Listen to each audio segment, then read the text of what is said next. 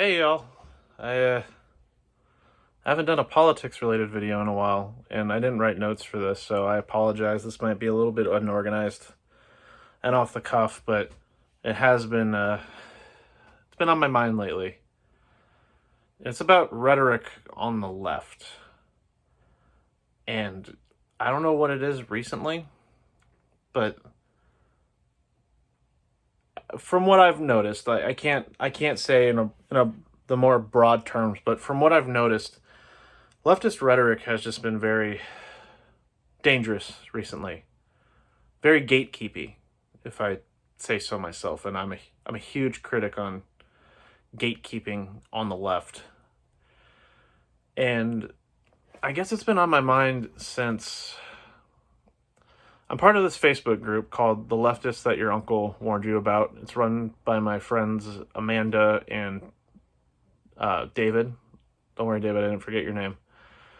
And there was a post put up a little while ago, and it was about the use of the N-word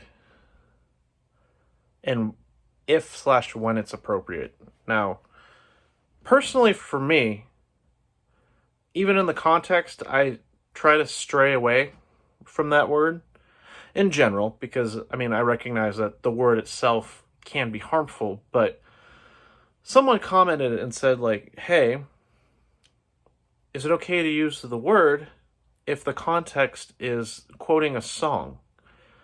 And in the song, like, the use of that word is important to carry out an overall message.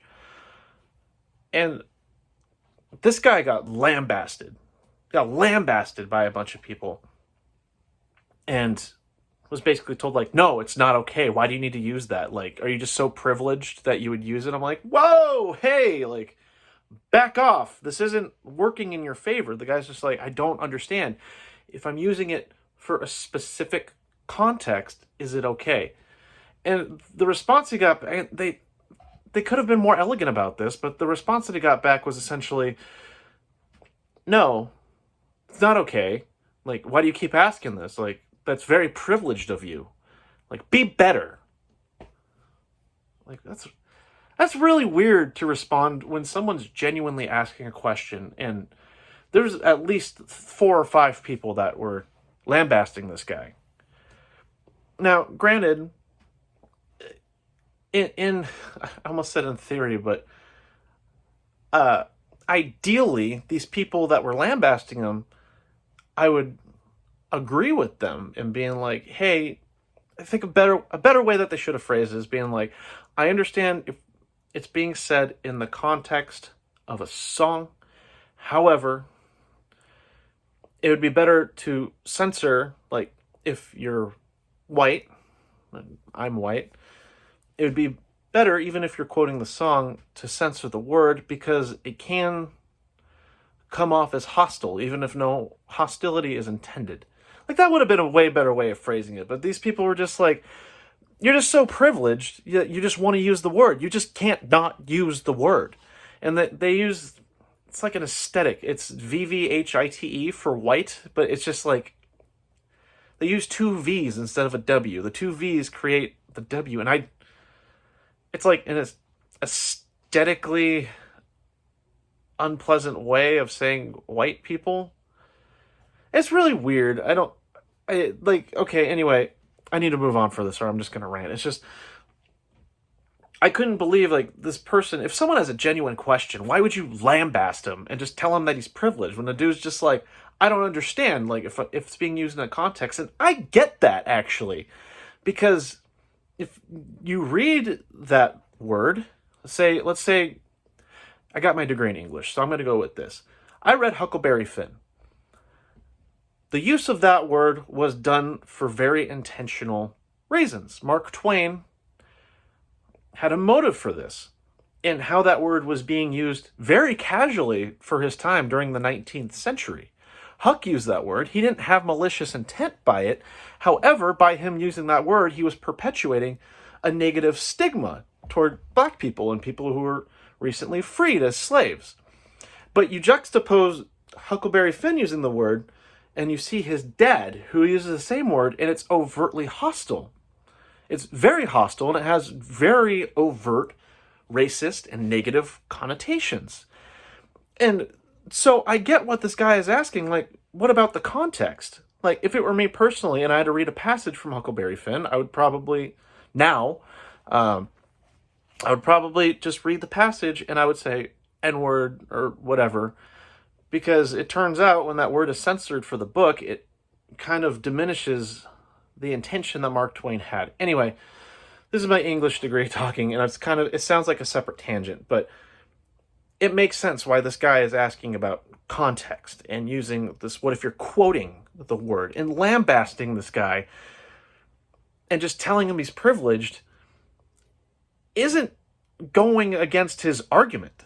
It actually kind of reinforces the guy's, he wasn't even arguing, he was just asking a question. They couldn't answer the question other than telling him he's privileged. You can't use it. It's not your word. It's not your word. If you use it, you're privileged. You're so privileged to even ask that question. Coming off as hostile on the left, it doesn't move anyone over. And that's one instance that it bothered me. Another instance, I posted on that same Facebook page, and it was about gatekeeping.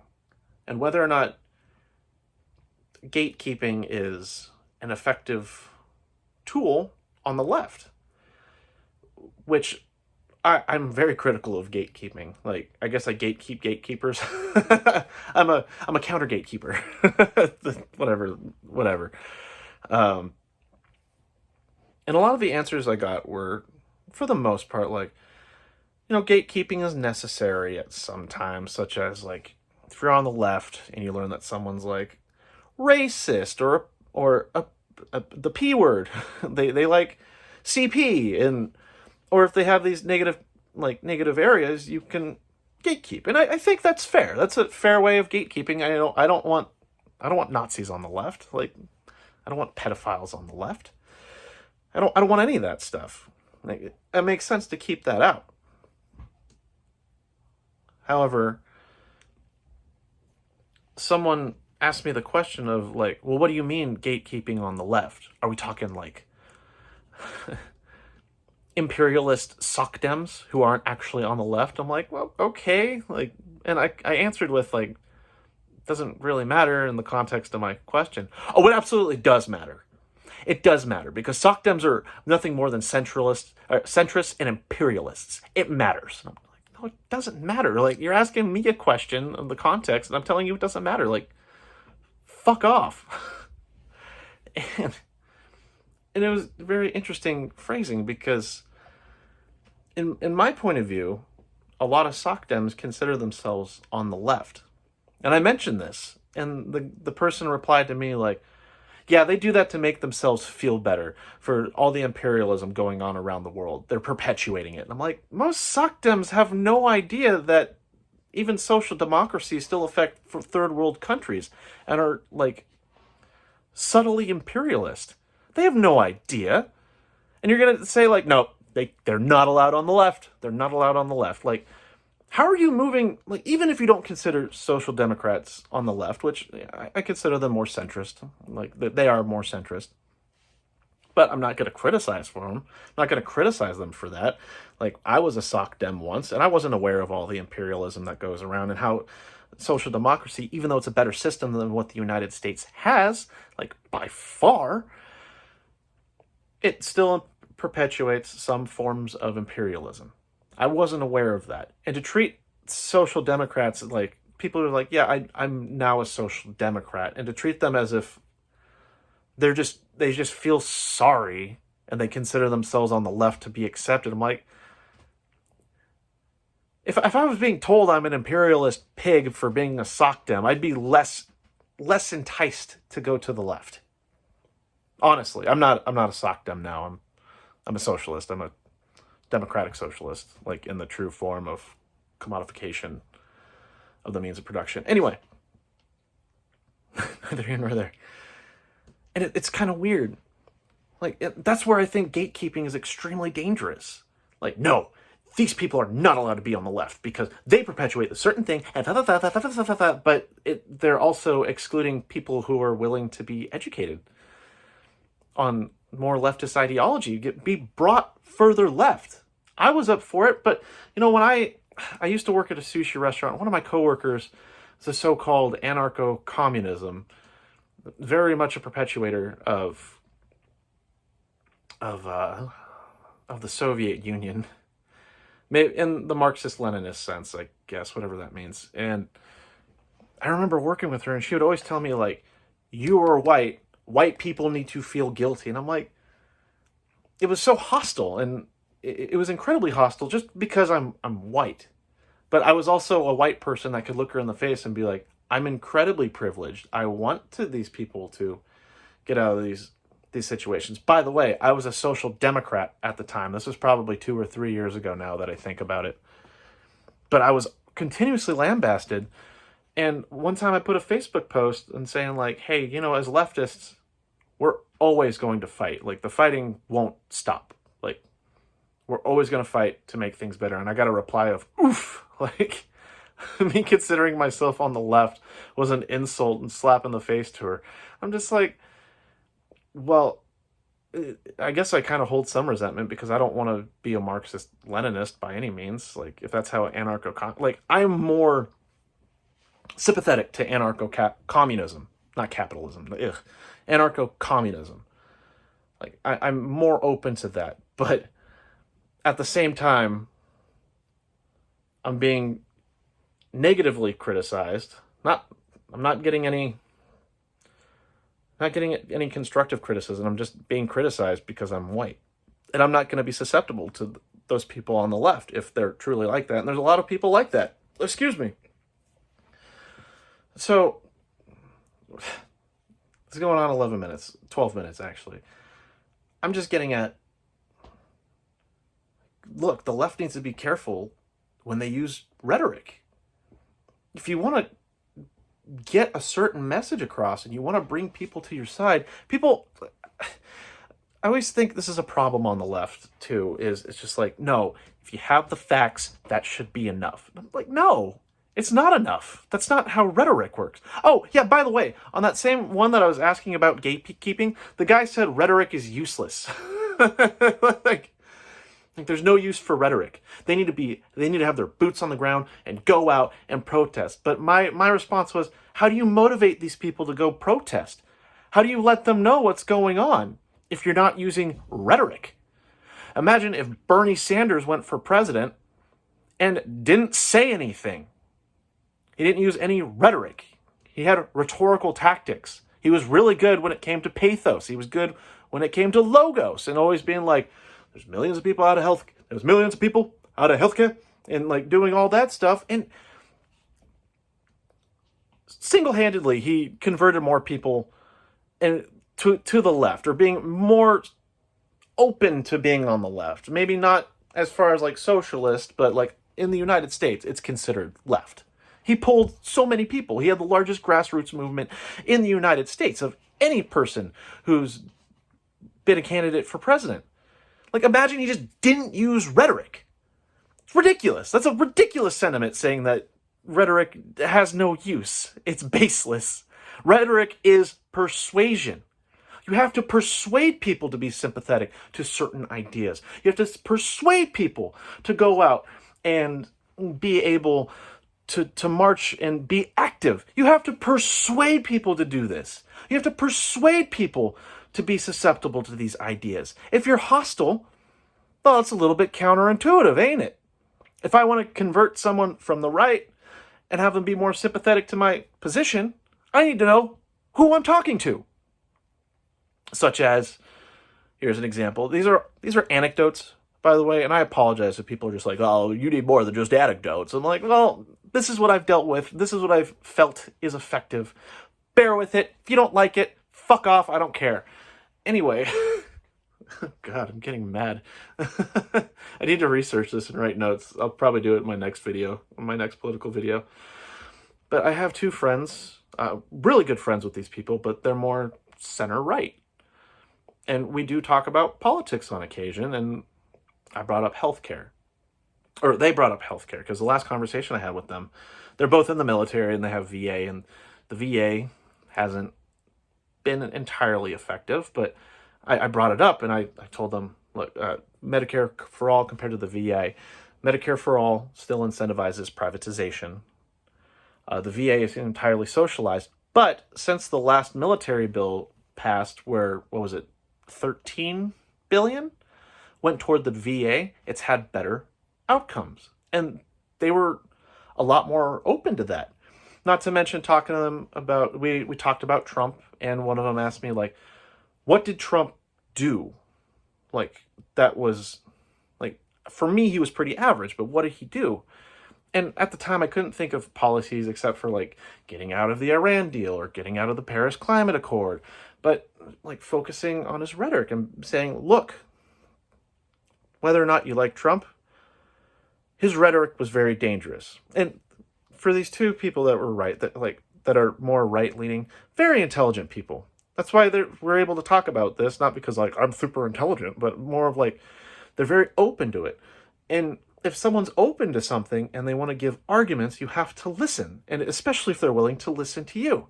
I told them, look, Trump's rhetoric, especially during the Capitol riots, was extremely dangerous.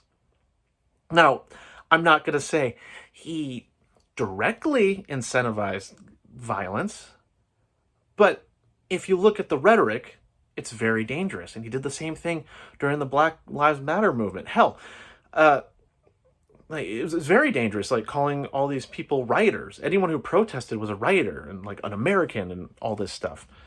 To which my friend was just like, yeah, I can agree with that. Yeah, it was very dangerous and very unprecedented. And being able to talk about stuff like this, like, you got to know your audience. Like, just because people are right wing, like, people can be right wing, and sometimes you have to deal with them differently. That's fine. You got to know who you're talking to, people. Like, especially if you talk to a right winger who's libertarian in theory, right wing libertarianism. Which I'm gonna leave my opinions on that aside, but being like, yeah, economically speaking, this is more beneficial. To which someone who's more right-leaning, maybe not objectivist, who's more right libertarian leaning will be like, yeah, that's true.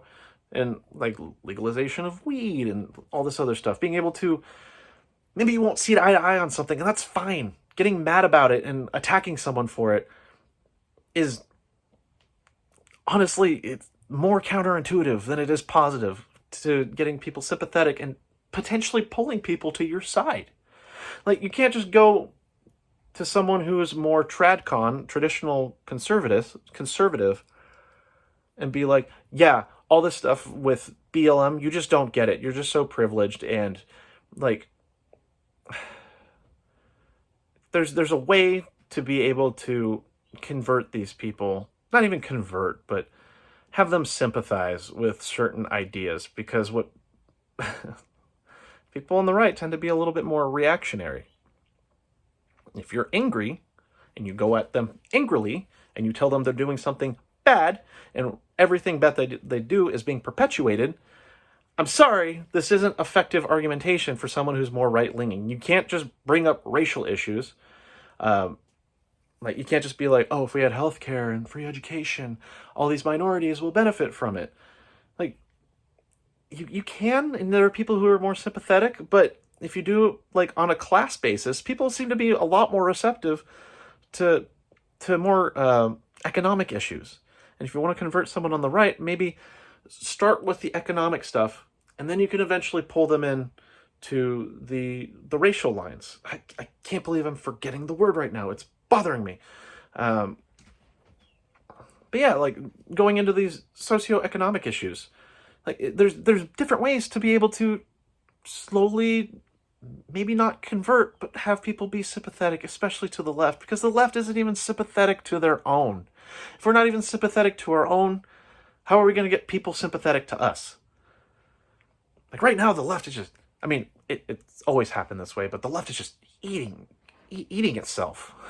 Like, you have Jimmy Dore pretending to be on the left, Kyle Kalinske trying to defend Jimmy Dore, all the while he's more aligned to people like Cenk Uygur or Anna Kasparian, and people like Vosh are being like, Kyle, what are you doing? Like, you've done good things and you'll continue to do good things, but Jimmy Dore is, like, hurting you. and all that stuff. And I don't know, it's just very weird because people are just like, you need to understand this now. I want you to understand this concept I'm telling you now. I want to tell you why you're a piece of shit, and you need to accept that you're a piece of shit. And unfortunately, that doesn't really work in rhetoric. You need to bring people slowly to your side. And it's funny, too, because, look, I'll admit it. When Bernie Sanders lost the primary, I was very reluctant to vote for Joe Biden. I really didn't want to, and I was very stern on being like, Joe Biden isn't going left enough.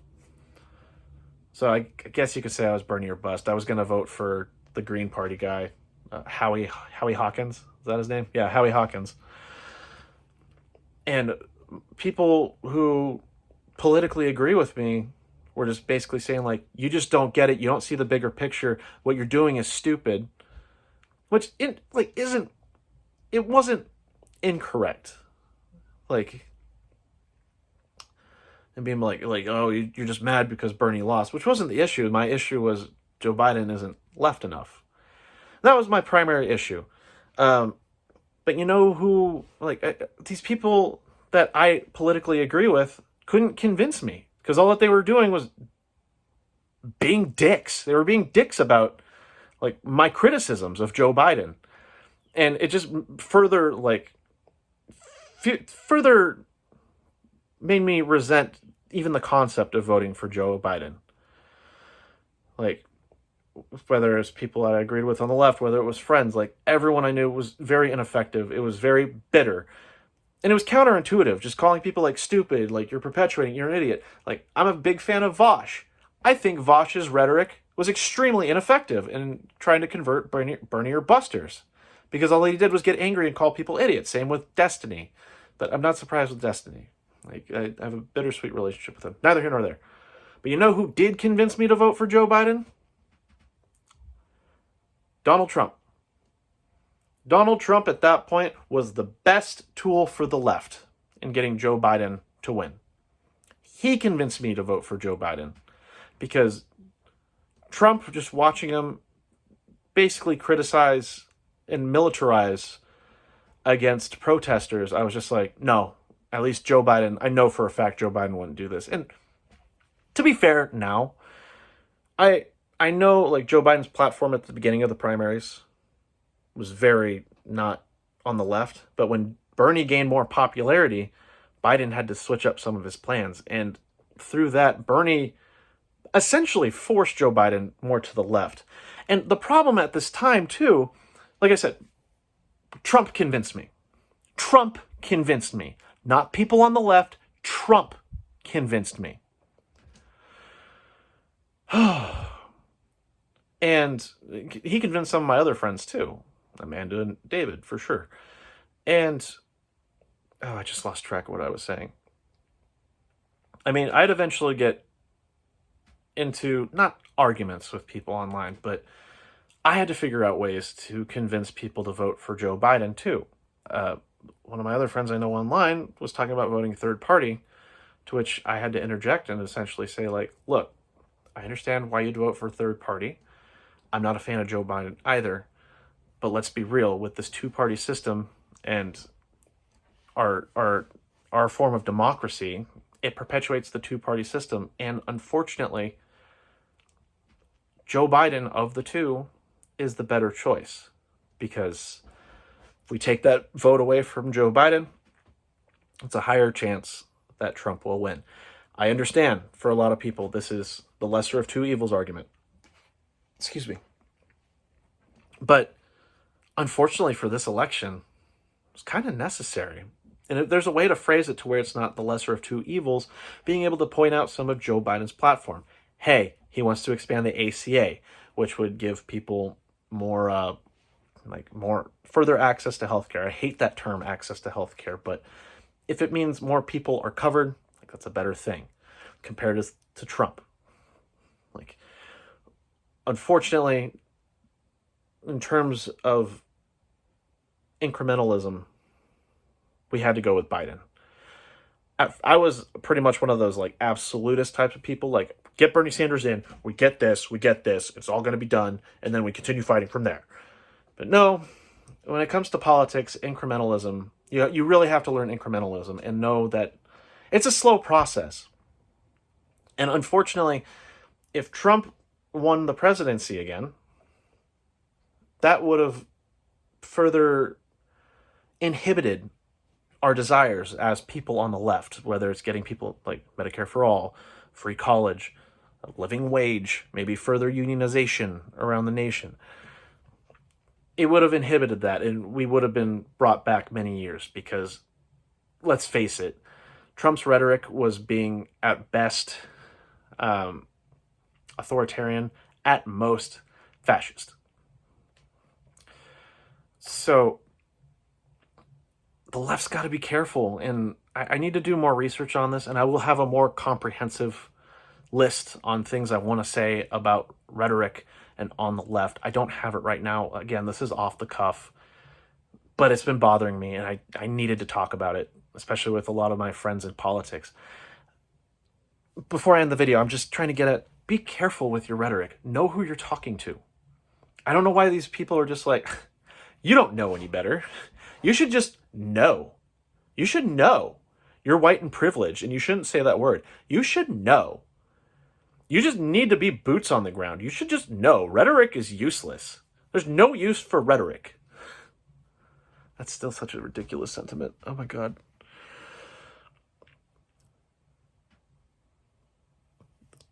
And gatekeeping is one of the worst things that you can do on the left. It's fine to say like, I don't think this person is there yet, but we can get them there, as opposed to like, no, you're not on the left. You're a social democrat. I don't know, man. The left can do better. Right now, the left is eating its own when we can be pulling people and persuading to different ideas. Even if we disagree on it. It's like the most minor thing the left will disagree on and just eat itself over. And the right, people on the right are so good at unifying and being like, look, I don't agree with you, but we need to band together to get this guy elected because they'll get more of our ideas reinforced, even if we disagree on them. And the right's just like, yeah, okay, all right. And they're very disciplined in going out to vote. Oh, yeah, that's the other thing. Okay, I'm sorry. The left needs to stop saying, just Google it. Like, no, don't tell people to Google it. If you're arguing something, back it up. Because you know what happens when you go on Google? And I know this is an internet meme right now. You're going to find people like Dennis Prager or Ben Shapiro or, God forbid, Steven Crowder giving misinformation to people. If you're arguing something, especially on the internet, back it up. Have a study provided. Have a video provided. Citations. Have citations. Make it so... And I know a lot of these people won't actually look things up, but if you could be like, hey, like, here's citations, I'm not going to tell you to Google it, like, I can help you out right here through, like, these sources, like, do it. Man, like, saying to Google it is such a weak rhetorical thing to do. It's like, oh, it just sounds like I made up a number, just Google it. I've had people online, I've butted a lot of heads, and to be fair, for some right-wingers, I really enjoy the blood sport. But I had some guy recently who was just like, look it up. That's not actually how it works. I'm like, okay. Can you lead me in a certain direction so I'm more amicable to your argument? No, I don't need to do that.